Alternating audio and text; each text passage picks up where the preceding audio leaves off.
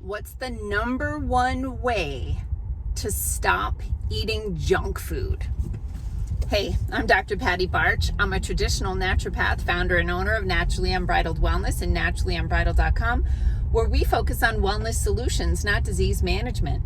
This is Down the Ridge with Dr. Patty, where I give you 7 to 10 minutes of holistic life and wellness information on my way to work. It's not medical advice. This is for entertainment purposes only. Nothing I say is true. Do not listen to me. Okay, the number one way you can stop eating,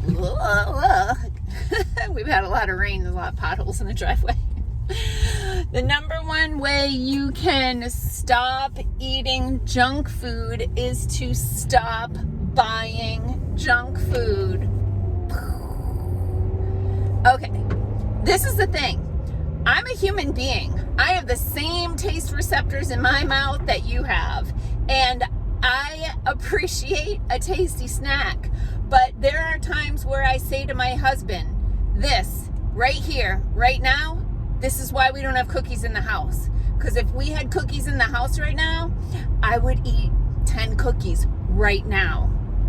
So I'm not saying we should never enjoy flavors and we should never have a treat, but this whole like having dessert every day thing, like that was shocking to me. Years ago, my husband and I were living in New England. His family is here in Minnesota, and we would come out to visit, and I would think that his mom would make dessert because I was visiting, right? We have a guest, we're gonna have dessert with every meal. Then we moved here, and then I'm like, holy crap, they have dessert every day. They have sweets every day. Like, this was foreign to me. This was not how I grew up. I don't even recall any of my friends having like sweets every single day. But in the Midwest, man, that is protocol. So, obviously there's some cultural and habitual things that need to change, but people will ask me sometimes, do you ever cheat? And I say, I don't call it cheating, I call it living. But if I'm going to have a special sweet treat, it's gonna be like caramel cheesecake in a nice restaurant. I'm never eating an Oreo. I'm never eating a Chips Ahoy. I'm never eating a Dorito. Like, to me, first of all, they don't even taste good anymore. Like, I don't like that stuff anymore. But secondly, the lack of complexity in those crappy snacks doesn't make it worth it to me for the negative that comes with the sugar, right? So when I'm going to have a sweet treat, and when my husband and I go out, it's our anniversary soon, we're gonna go out to a nice dinner, and we'll probably split a dessert. And sometimes we take the dessert home. But I mean, we're talking, I might have dessert maybe once a month. So when you're in the grocery store, you just don't go down the junk food aisles, right? And I saw a thing recently, I've seen it before. It says there's no such thing as junk food. There's junk and there's food. And if it's junk, it's not food. And for sure, there is more stuff in the grocery store that I would never eat than there is stuff that I would eat. I wonder how many people can say that. But I know there's a lot of people won't eat any vegetables, so there's that. So what do you eat when you want to have something that is a little bit luxurious, but isn't going to be detrimental or as detrimental to your health? So at the top of the list would be things like berries, organically grown berries. So conventional berries have a lot of chemicals on them. So the stuff that tends to get fuzzy in your refrigerator first is probably things like fruits, so grapes, strawberries, those sorts of things. They're often sprayed with fungicides to keep the fungus from mold from growing on them. And those are super toxic and they're hard to get off. I mean, nobody's scrubbing their grapes, and it's impossible to scrub a strawberry because of how soft it is and the texture of the surface. So ideally grow your own, but if you're gonna buy berries or grapes, you want to make sure they're organic. Another tip is to just take a portion. I joke that an open pint of blueberries is an empty pint of blueberries, and actually, more power to you. Blueberries are a superfood. They're loaded with antioxidants. They're low in sugar. They're great to eat. And if you want to sit there and eat a pint of blueberries every day, I don't really have a problem with that, but expect some fun poops. They'll be Technicolor.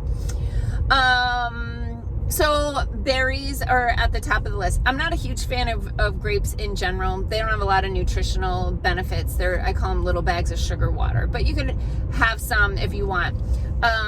But take a portion so that you're like taking a cup, right? And you're having maybe a cup or a half a cup of grapes instead of just mindlessly sitting there eating them without realizing. I think grapes have about 10 calories each, and they have, it's all in the form of carbohydrates, and simple carbohydrates, because there's not a lot of fiber in grapes either. I mean, you can look at what's left from a grape to a raisin, and that's about how much fiber is left. Other things are like dates. Dates are really good, high fiber, very sweet way to get things to taste good. I don't bake very often. When I do, I will use a banana instead of, or a couple bananas depending, instead of sugar. I might put in a little honey, I might put in a little maple syrup, but never the amount of sugar that is in a recipe. And even when I make things like jams, I'm like, that seems like an insane amount of sugar to fruit ratio, so I don't do that. And then I forget that other people don't have that same like ratio issue. And so if they give me jam or jelly and I go to use it, I'm like, oh my God, this is terrible. I can't even taste the fruit, it's just sugar. So, those can be some simple strategies. Dried fruit is another good snack. So like dried apples, dried apricots. The thing with dried fruits, again, you want these things to be organic. So if you see dried apricots that are bright orange color, they've been treated with sulfur. And that can be an irritant. I know if I get exposed to a lot of sulfur, because some places put it on their salad mix, like if you go to a restaurant, my lungs itch, like I want to scratch my ribs on the inside. So you want unsulfured dried fruit, and they're ugly. So the apricots are going to be brown. They're still soft, they're still fresh, they still have a lot of flavor, but they don't have chemicals sprayed on them. So those are just some tips and strategies of like how you can have something sweet without, having something horrible. But in general, let's try getting away from that having to have dessert every day. And a simple strategy, like sometimes people are like, I just need something sweet after a meal. So a small single piece of dark chocolate could be a good choice. It's low in sugar, high in antioxidants. So sometimes people will just have like 2 or 3 dark chocolate chips and like let them melt in your mouth rather than like inhaling them, so that you're getting the flavor of them. You're kind of addressing a craving, but you're not, again, mindlessly just shoveling calories into your face. I know years ago I told a client that, I'll often have a small piece of dark chocolate after a meal. And she said to me that she'll have a bag of dark chocolate after a meal. I'm like, oh, okay. Like we've got some issues that we need to deal with. If you struggle with self-sabotage, willpower, like you go to a buffet and there's 6 types of bars or snacks and you're going to have one of each, Sherry in my office is a wizard when it comes to helping people with emotional eating, willpower, and coming up with other substitutions of things to eat instead, because nature hates a void, and just saying never eat this leaves you like, well, what do I eat instead? So hopefully you got some tips from this video. If you want to dig deeper into your personal situation, set up a weight and wellness appointment with Sherry, and comment here your tips for healthy treats that you have so other people can learn. Peace out, peeps. Have a healthy day.